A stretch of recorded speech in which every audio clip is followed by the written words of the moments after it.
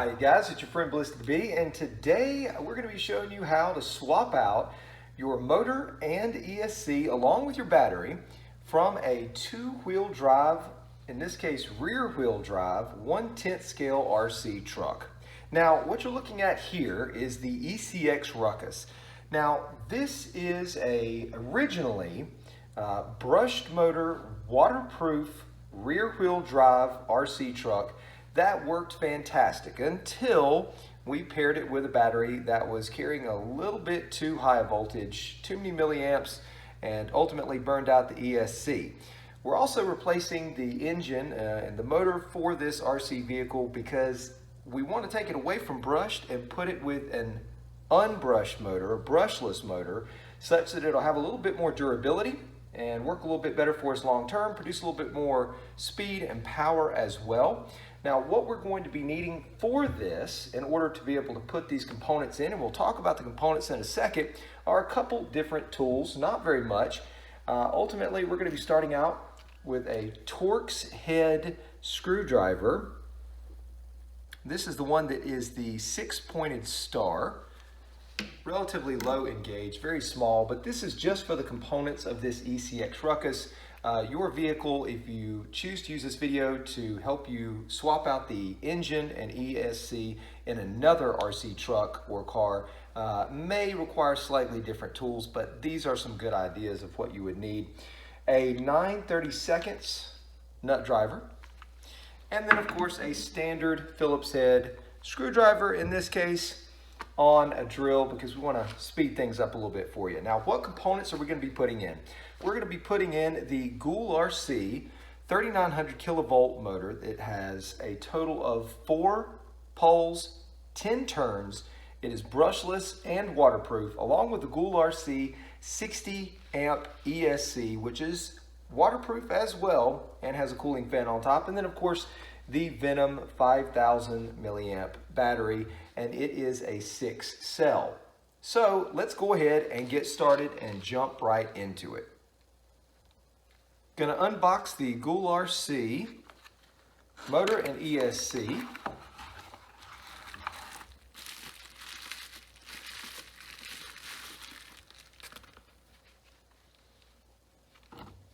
can see the motor here.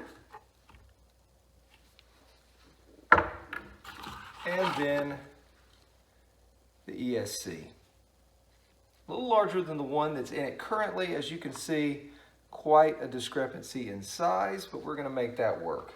A double-sided tape is going to come in handy a little later on. So the first thing that we're going to do is go ahead and take off this little housing that covers the motor and some of the gearing. We're going to use our Torx head screwdriver to do that, but we can't reach it at this point. So the first thing we have to do is actually take off a wheel to better be able to get to it.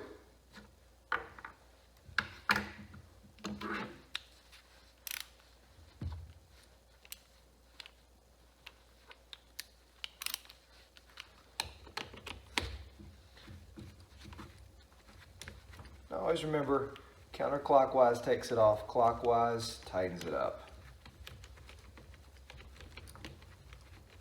Now in the rear wheels of a lot of these RC vehicles, you may have a spacer, so you have to be careful about exactly how many parts come out. Alright guys, now here you can see the lug nut on the right, you can see the spacer in the center, and what is actually a mating or a locking lug that attaches the axle to the wheel on the far left, and we can talk about that more in a video on changing tires. So we're going to take those and put them in our little glass jar and make sure we keep track of them. We're going to use the tire and wheel essentially as a jack stand. Get out our Torx head. Gone ahead and taken out 1, 2 of these already to speed up this process a little bit for us.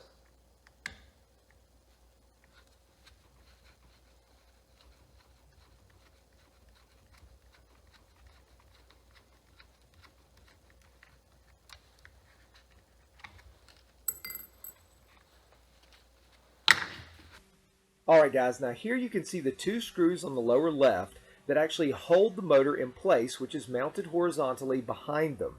And then in between those two screws, you can see the pinion, which is attached to the shaft that comes off of the motor. Now, the way to think about this is that shaft coming off of the motor is a lot like the drive shaft coming off of a rear-wheel drive car going from the engine to the gearing in the back, which then turns the wheels. So that shaft comes off the motor, and then it has a pinion on it, which is essentially a small gear that then mates up to that larger gearing that you can see and allows the wheels to turn.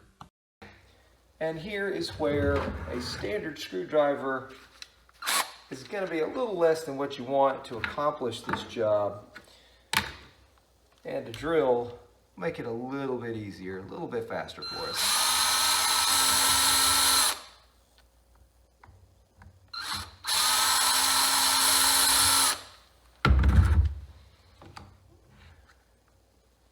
See, we can pop it right out. You see these wiring harnesses here. All right, now here you can see the two wires coming from this brushed motor and going to the ESC that supports it. Now, in a brushless motor with a brushless ESC that have to be mated together, both will have three wires that go from the ESC to the brushless motor. So, of course, in this case, we have to replace both. So we're going to go ahead and take this out of the equation. Now, the ESC, a lot of the ESCs may be screwed in or fastened a little more securely. For some reason, you can see that this one wasn't properly screwed in when it was actually fit onto this little platform. It has holes here in the ESC to screw it in, but it wasn't. For some reason, they used double-sided tape to put it in. You can see we can just pull that straight up and remove it. So if it looks like it is somehow invisibly mounted, it is likely double-sided tape, and you're just going to have to rock it back and forth a little bit to loosen it up, and then you can pull it right off. First, however, I want to go ahead and start taking off this compartment up here to be able to get us to our receiver such that we can be able to disconnect it from the ESC.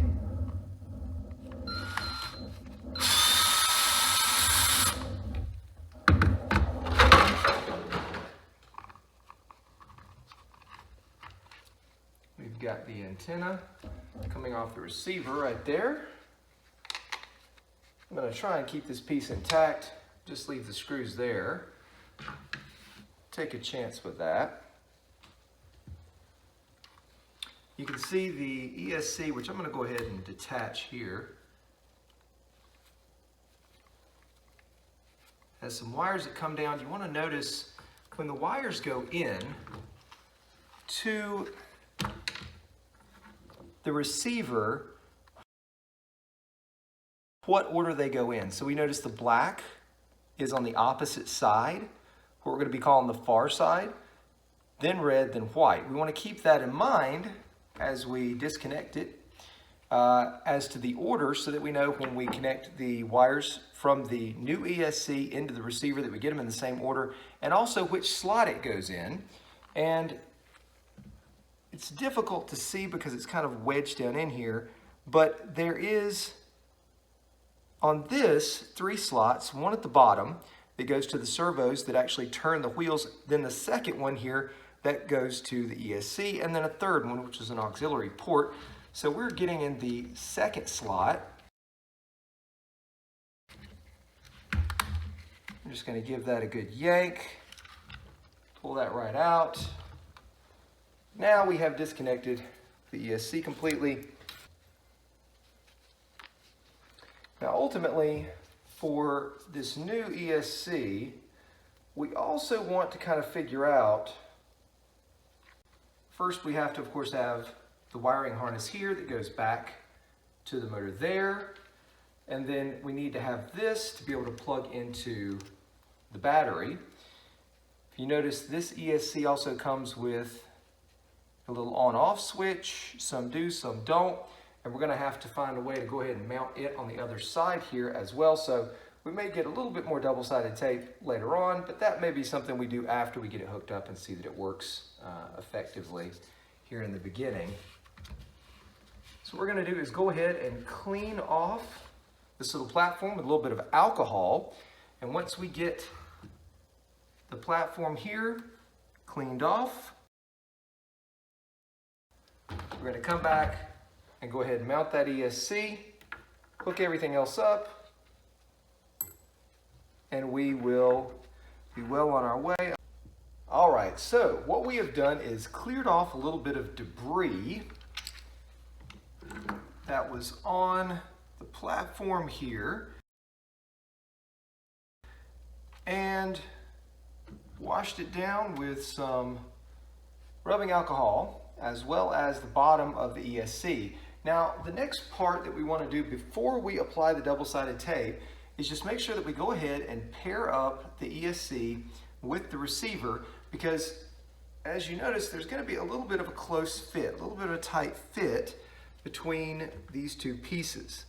This cord, although it says it's for a 1/10 size vehicle, it is for a slightly smaller 1/10 size vehicle maybe, because it just barely will fit across essentially the battery compartment, going from where the motors are typically mounted to the receiver. So I'm going to flip it over.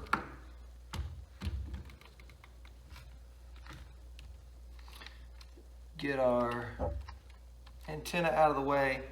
You can see down in here, we're going to keep the black wire to the outside.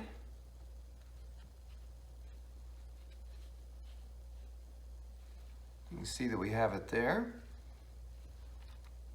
Bring it down into slot 2 and just give it a nice firm push to make sure we get it all the way in there. It is securely in slot 2. Black wire to the outside. We're going to check the wiring harness just to make sure that there are no cuts, abrasions, anything else.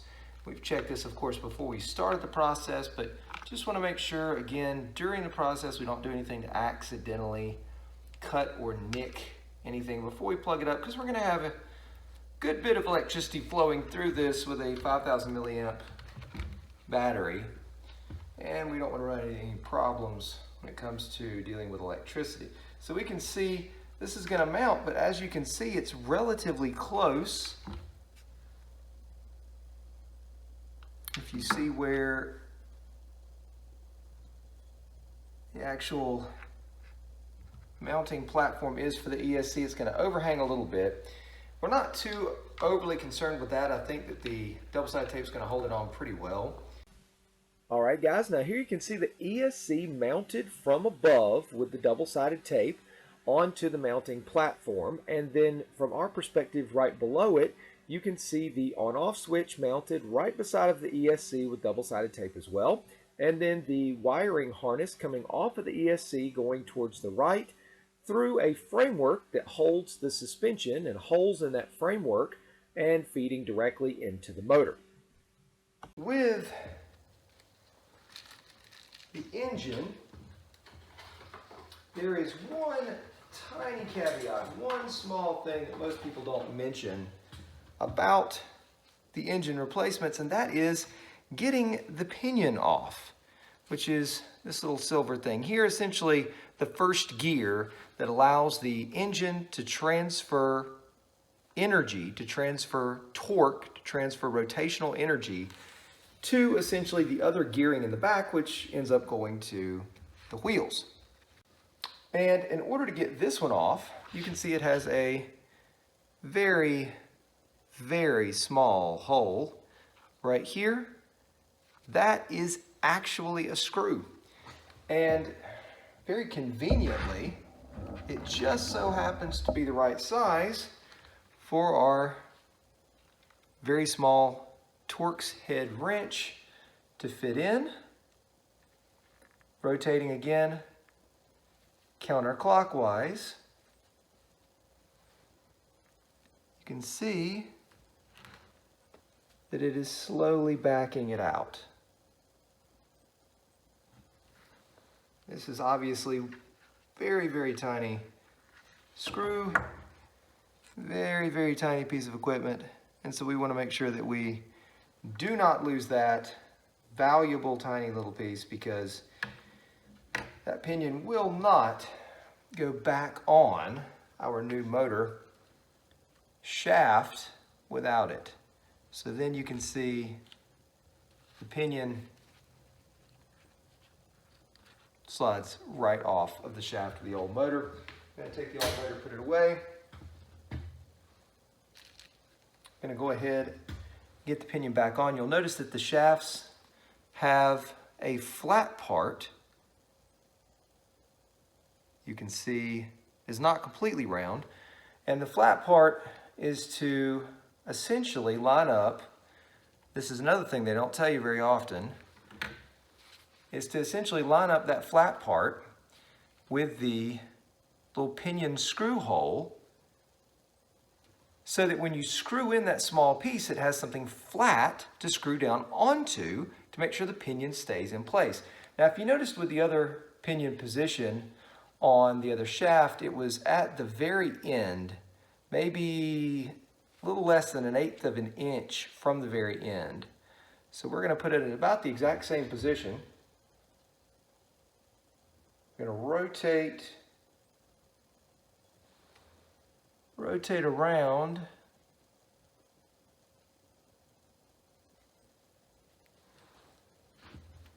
the pinion screw hole.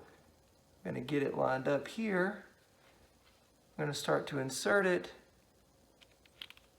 And as we do, we're going to look to make sure that flat part is going to line right up.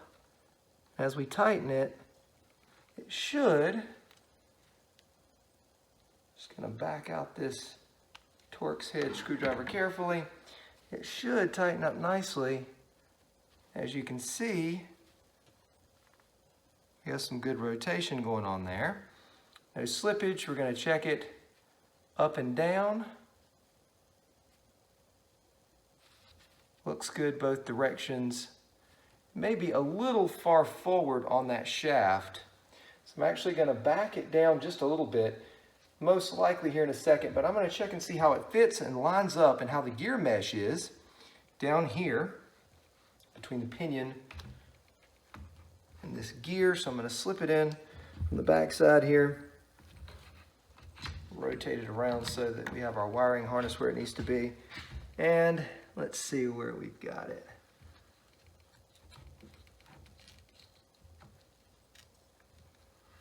You can see it lines up actually really well where it is. We get it to meet fully flush, bring it up. We can see that as we rotate the gearing, it will move the pinion and vice versa. So I feel like we've got a pretty good setup there. So the key at this point is to make sure that when we're putting in these screws for the motor, that we get them first lined up with the holes that are actually pre-drilled in each one of these motors to make sure that it fits in. As you can see, the holes there. But then also that as we slowly tighten it up, we make sure that it slides up to make a good gear mesh here. And we can see that this hole down here at the bottom actually is a longer, wider hole. It's not a completely round one, so that there's room to move this screw forward, or rather in this case up or down, slightly forward and up or down, to make sure that that gear mesh is exactly where you want it to be and optimal. So I'm going to rotate the wiring harness around to the proper position. I'm going to go ahead and feed it through, find the screw hole that we want. that's visible in this particular case.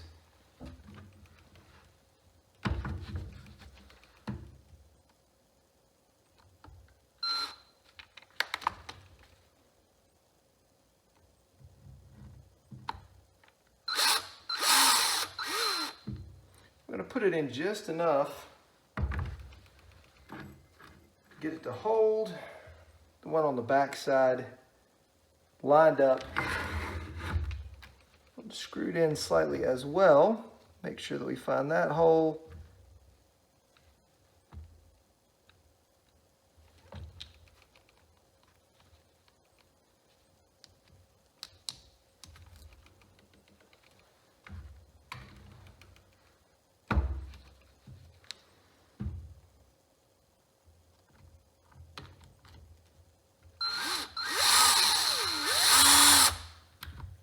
There we go. Got it slipped in. Good fit there. Now we should be able to rotate it a little bit to make sure that gear mesh is there. And if not, we'll back out this lower screw a little bit. It may be a little bit too tight. Let's see what we've got.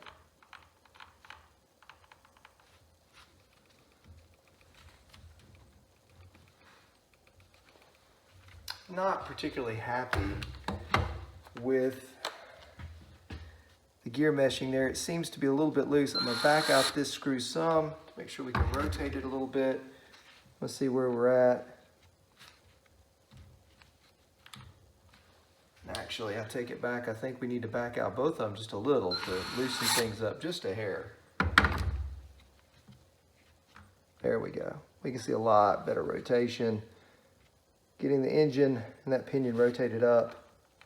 Make sure there's a really secure mesh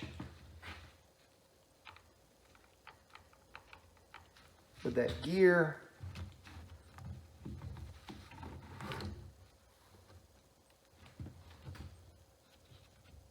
We're going to hold it in place here. As we do, we're going to tighten up the bottom one first.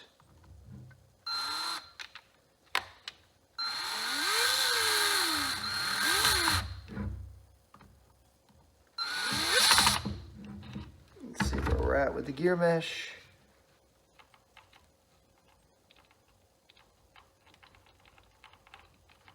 Looks pretty solid at the moment.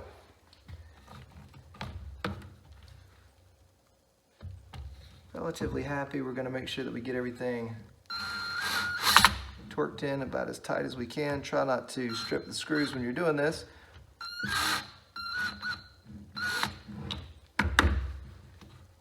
And then check that gear mesh again. Make sure you're happy with it. Got the wiring harnesses in the right position. I think we're in a good spot. All right, guys. Now that we've got the motor in, we've got the ESC mounted, connected to the receiver. It's time to go ahead and connect the ESC to the motor. And you can see the wiring harness here in the back has slightly different colors. We can work with that. At least we've got two of the colors the exact same that we need them to be. So what the variation is between the red that you see coming from the ESC and the orange on the outside here, but we know that we've got the blue correct, so we're going to go ahead and plug that in, make sure there's a nice secure connection and they meet firmly together. We're going to get the yellow, shows a good connection there. And then the red with the, flip it over so you can see here, the red with the orange. I guess it's close enough in their mind to the right color to make sure that people know that they're pairing it correctly. In this particular case, we actually rotated the engine really well to be able to get the wiring together. But maybe just a little too good because there's so much of overlap between the two. There's almost not any slack. So we're going to pull them through on the ESC side a little bit so that they're not bunching up at the motor so much. Going to give a little bit of a bend. So you see a little bit of a bend there in the wiring coming out from the motor. And a little bit of a bend coming out from the ESC, kind of evenly distributed between the two, so there's not too much torque on either side, the attachments of either side, or the connections that we just made. Now, it recommends that once we plug up the motor with the ESC, we go ahead and turn on the transmitter. So we're going to go ahead and power it on. See, we've got the green light, so we're good there. And then we're going to go about getting the battery in. All right, guys, now that we've got on the adapter, we're going to go ahead and plug it in, but we want to check the wiring harnesses one last time just to make sure the battery's intact. The wiring harness coming from the ESC looks good as well. Go ahead and connect them.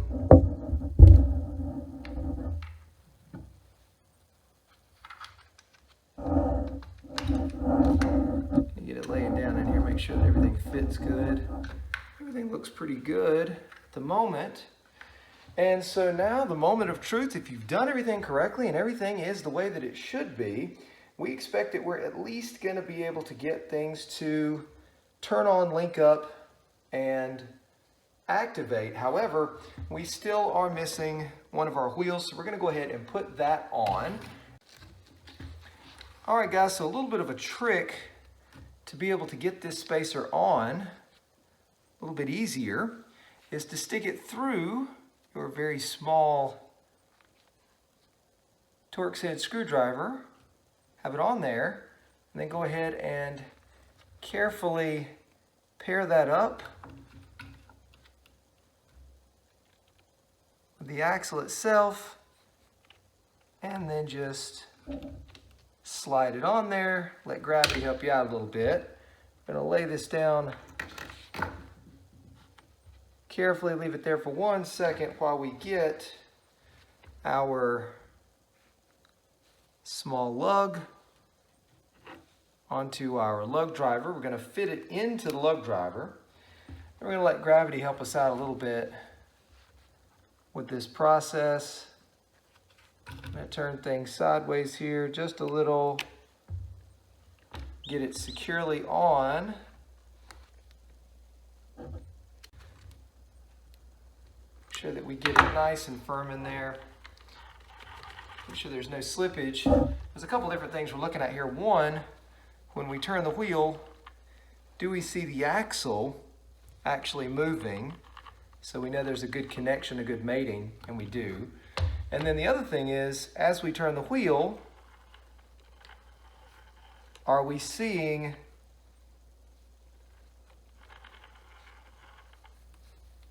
pretty good connection with the gearing, the gear mesh, to the pinion? All right, guys, now the moment of truth. We've got everything hooked up correctly. We've checked the wiring harnesses, no damage, abrasions, exposed wires, anything else. Everything is connected from stem to stern in the correct fashion. Correct wires and polarities are all met. I'm going to go ahead and turn things on and see what we get.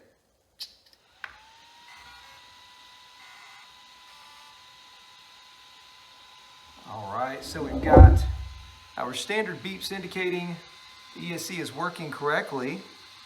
You can hear the whir of the electric cooling fan on top of the ESC. That can be disconnected, especially if you're using it in cold weather, you really don't need it, or you're going to be running it in a lot of water or wet conditions. You may want to disconnect it so it doesn't get so much water and debris up in it. Again, the water will cool it off, as well as if it's in cold conditions and water like snow, you really don't need the fan at all, because again, the water will cool it off.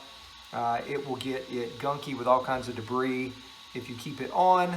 And as long as things are staying cool, it's not a real necessity. And you can see the fan actually has two small screws here and here that help to mount it on. So not really that difficult to kind of unscrew and go ahead and take off. Now we're going to go ahead and turn on the transmitter, and we're going to lift up the rear just to make sure that we don't accidentally have the throttle in gear. It should be in neutral.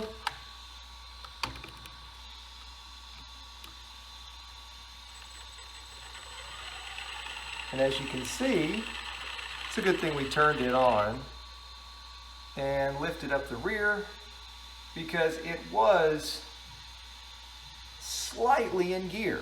And some of these old transmitters, you've been using them kind of hard, been using them for a while, they will have a little bit of play in the trigger and then may actually get stuck in that position.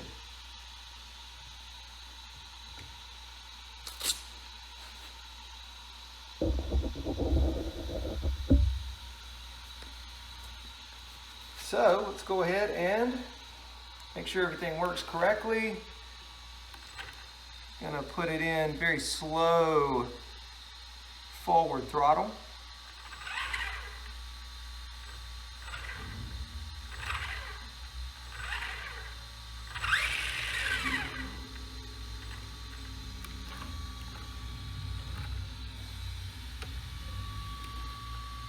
You can see the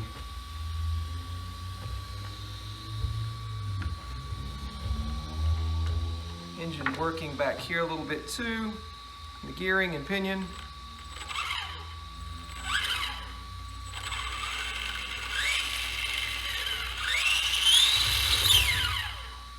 Now let's try reverse.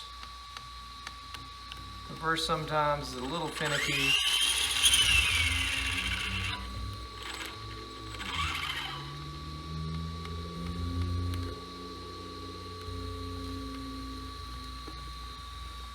So far we've got everything that we want. Let's make sure that we've got steering as well. So the transmitter and the receiver are talking to each other. Everything's in its correct spot. Cooling fan's on. Got a slow blinking light. It can be seen on the ESC.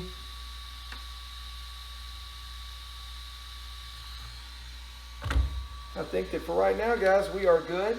We have successfully installed things, and now the fun part, taking it out and tearing it up. So hopefully we can have some fun with that and show you guys all about it in the coming videos. As always, guys, thanks for tuning in. We really appreciate it. If you enjoyed the video, make sure to drop a like and subscribe. Most importantly, subscription helps us to continue doing what we're doing. So thanks again, and be safe, be fun, and believe.